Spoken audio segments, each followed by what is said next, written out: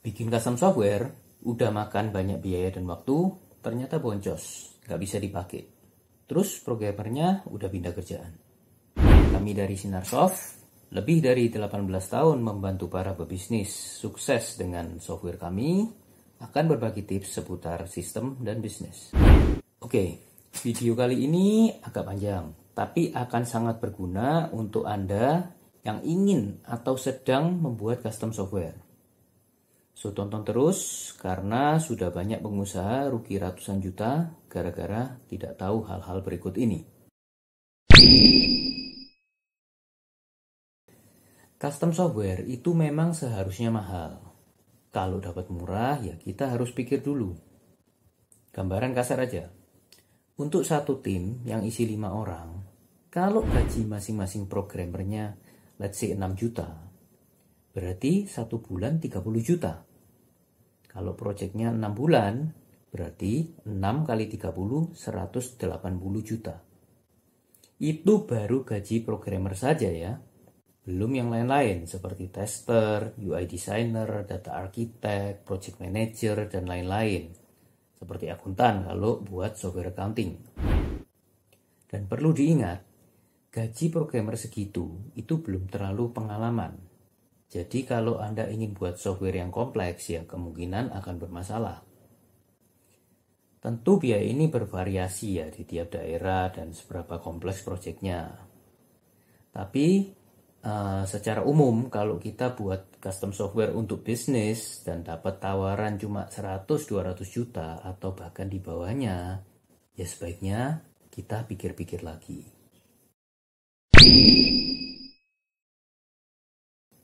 Software house yang berpengalaman itu sangat penting karena mereka bisa kasih kita banyak saran yang bakal improve software kita.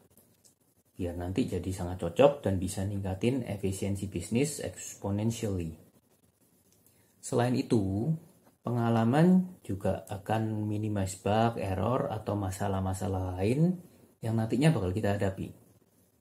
Percaya deh, software yang nggak benar akan sangat buang-buang waktu dan uang kita.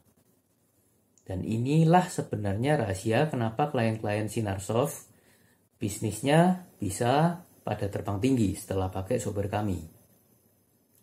Kalau kita pakai yang nggak pengalaman, ya kita dibuat coba-coba atau belajaran aja.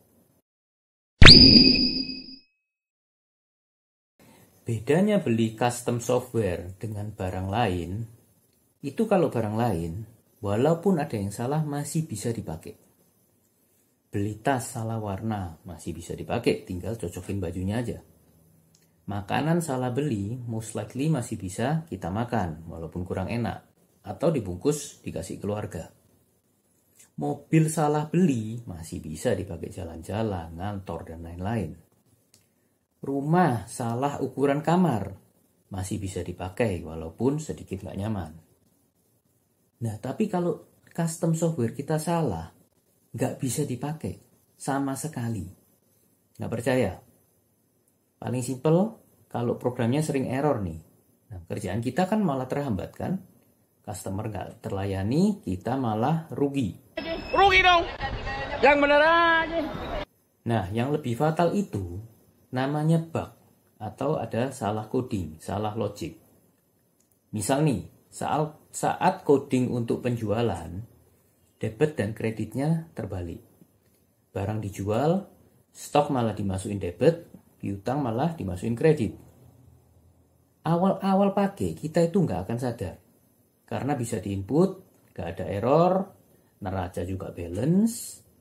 Nah, tapi kalau kita ambil keputusannya based on data yang keliru ini, ya habislah bisnis kita.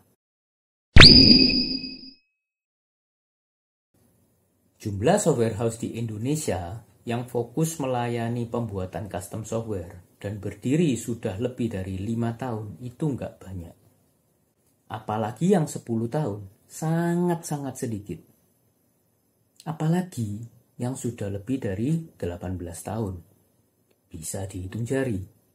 Jari satu tangan lagi. Ini untuk seluruh Indonesia loh.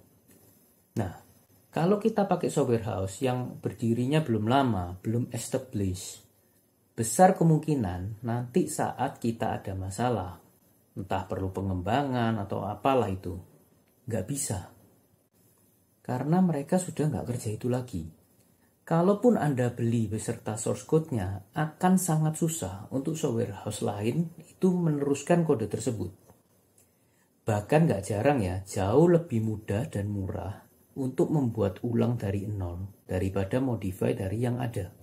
Dan kalau kita paksain modify dari kode yang ada pun, kemungkinan besar akan banyak bug dan error.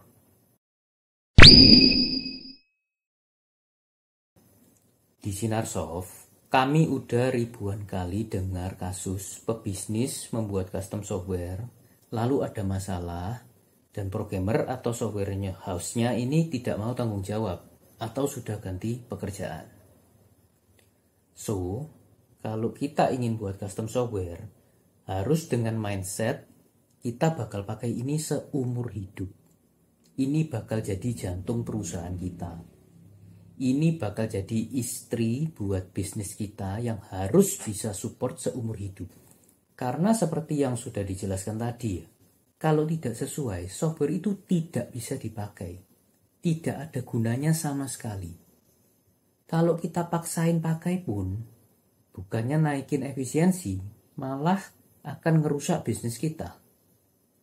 Dan ingat, kalau software house atau programmer yang Anda pakai itu nantinya menghilang, ganti kerjaan dan lain-lain ya, sangat kecil kemungkinan ada software house lain yang mau meneruskan dari kode yang ada. Kalaupun ada yang mau, hampir pasti itu programmer atau software house baru. Ya jadinya nanti sama aja, most likely akan berantakan juga, dan Anda akan ganti lagi programmer nggak habis-habis, lingkaran setan. So, kalau ingin membuat custom software, carilah yang terbaik, yang best of the best, yang sudah berpengalaman dan bisa dipercaya. Semoga bermanfaat.